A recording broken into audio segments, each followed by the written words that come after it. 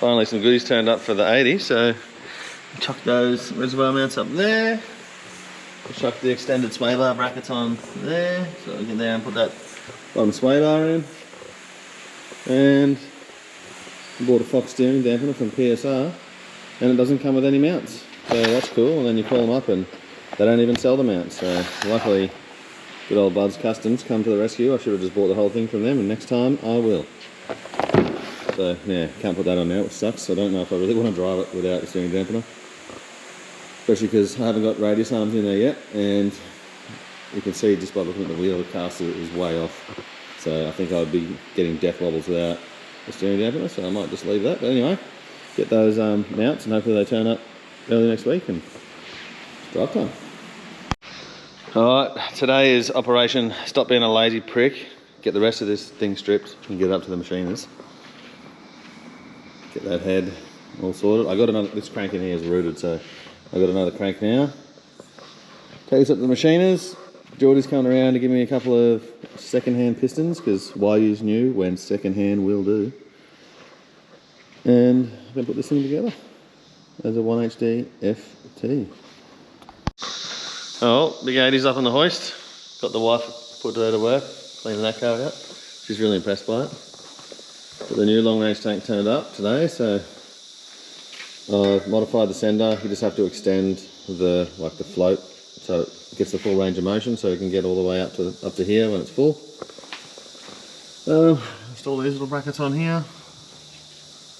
I'm hoping that doesn't stick out too far, but we'll see.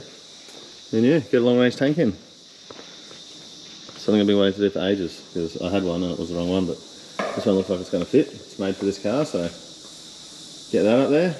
Also, we've had a bit of a look around while it's in here. We just did all that new suspension and everything's still nice and tight. No loose bolts anywhere. Nothing seems to be rubbing. So yeah, good times. Get this put in.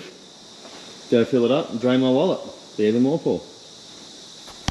Well, a couple of the boys came over and a few JDs were had, but tank's finally in. World's longest tank install. Time to come off the ice. Even put this little thing up here. Oh, I forgot to cut that down because it didn't fit. But you know, tank's in. Oh, she's back on the ground. Did a bit of work tonight. Probably the very next time I work on this thing, it's going to be long arm install. I'm sick of walking around this thing, filming it, to be honest. Anyway, there's an 80 series. There's a shitty Ford Thunderbird. He's a big ass rhinoceros Beetle. Jesus, that thing's got some. Do you reckon we should save it? I reckon.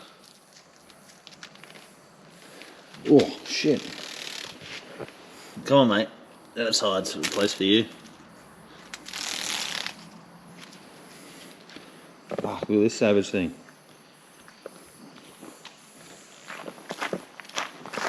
Come on, out you go. Oh shit!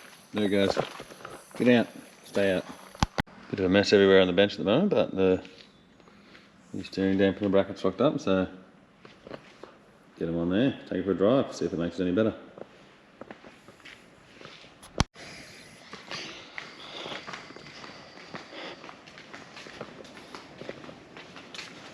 That with the old. And with the new. And with the new. How much better is that?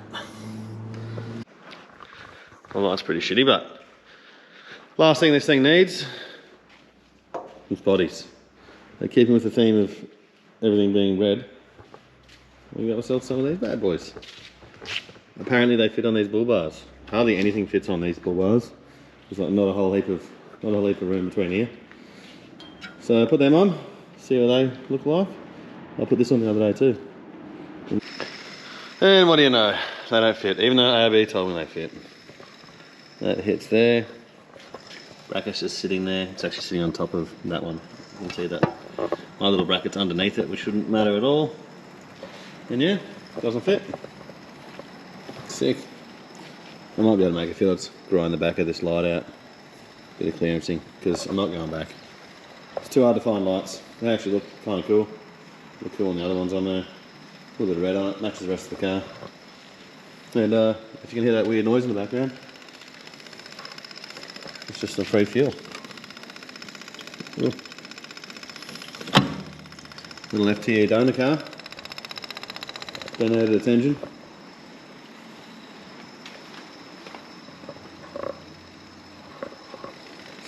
Both tanks are full of fuel, so might as well get it for free. Get this little cheap cracker pump.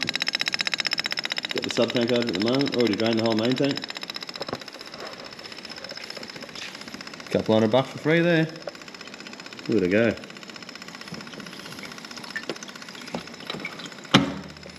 Oh well, back to fitting these spotlights. ADD, I get sidetracked and do 50 things at once. Next thing I'm going to do, I'll unbolt this whole bracket, get that out of the way. Maybe I can slide this bracket here just underneath it or something. Might give it that extra couple of mil. I don't know. Let's try.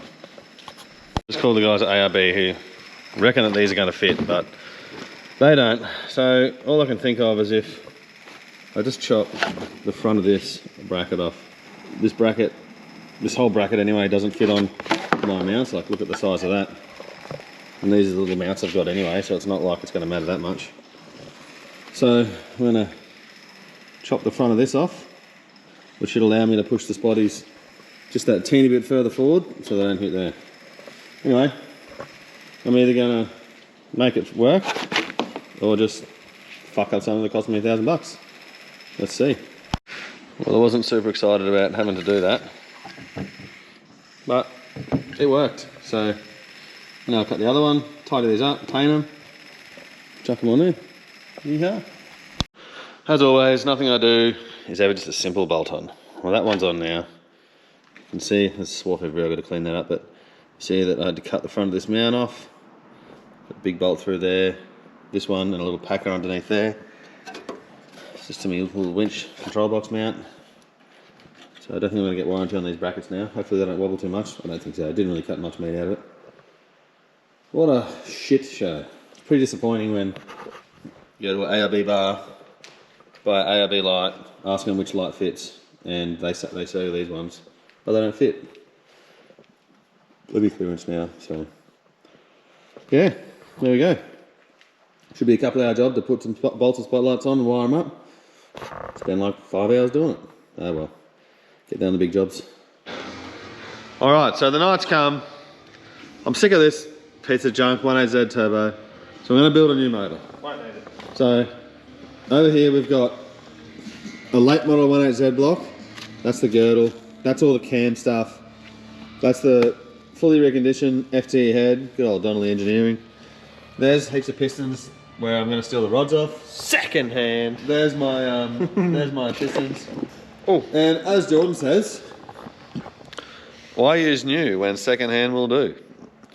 And that's my bin of stuff. So, oh, there's a thrust washer. There's an oil pump. We need that too because we got to use that. So we're trying to piece together this bottom end, but we're all about recycling these days because we're turning green, you know. So we're just trying to find the old thrust bit. Oh, look at that. If you want to know something funny, so when I was trying to get this motor together, I couldn't find a crank anywhere. So I had a good mate, Luke Kent. He had a FTE that he blew up. He actually threw 2 rods out the block. And then I couldn't find a crank anywhere. So he gave me the crank out of his FTE that threw 2 rods out the block. I sent it away and got it tested, and it's tested up fine. So I'm going to run it. It's already pushed 2 rods out of a block, so it's actually probably had a hard life, but we're going to put it in this car and see how it goes. And then I had all these pistons here. They're all standard bore. And when I had to get my block board, it needed to go 0.05 mil. So we had these pistons here they'd smashed a few valves, so Donnelly Engineering took a bit off the top of them. Whatever we took off the top there, we took off the block. So we're going to screw this thing together and I don't know, see if it runs.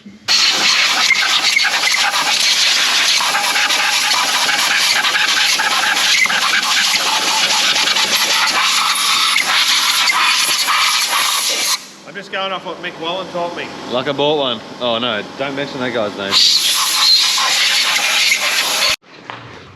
What do you reckon, Rubes? Alright, we're cleaning up this crank. It's been sitting for a while. Look at that dent. It's only go off at a 450 horsepower FTE. And Oops. we're going to put it back to good use. The good thing about this whole car is, apart from a few things like spotlights, everything else is second hand on this thing. Second hand crank. It's going to be good. So Second hand humans. that's about to go. Yeah, we are a little bit second hand, aren't we? Oh well. Give this a quick clean up, and it's going right there. That's the job tonight. Measure the piston protrusion so I can order a head gasket. Two little lady boys lifting a crank into an engine. That's only another one. That's one done a rod anyway. Alright, engine's fully built. Let's go. Put it in the car. Zip ties. Let's go. Yeah, now it's measure piston protrusion time. We don't have a dial gauge, so this is what we're going to use. What do we got there, Geordie? Oh, 0.229 millimeters. The next one fit under? Is that it? Negative. Oh well, now we get to choose what head gasket we want. But we have 6 pistons in. Quality second hand pistons. Why use new when second hand will do? Right, time to get these long arms in. So these 4 bolts there, the back ones, have this mounting up there, like that.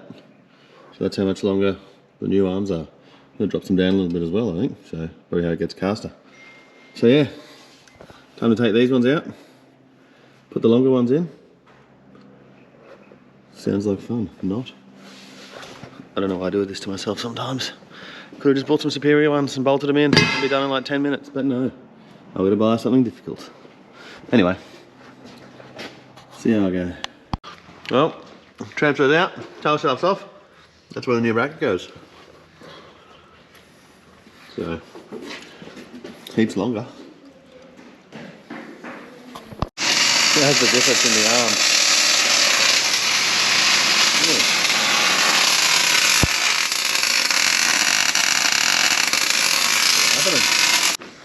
Well, it's marks it up as low range gear set install time and part-time kit install time.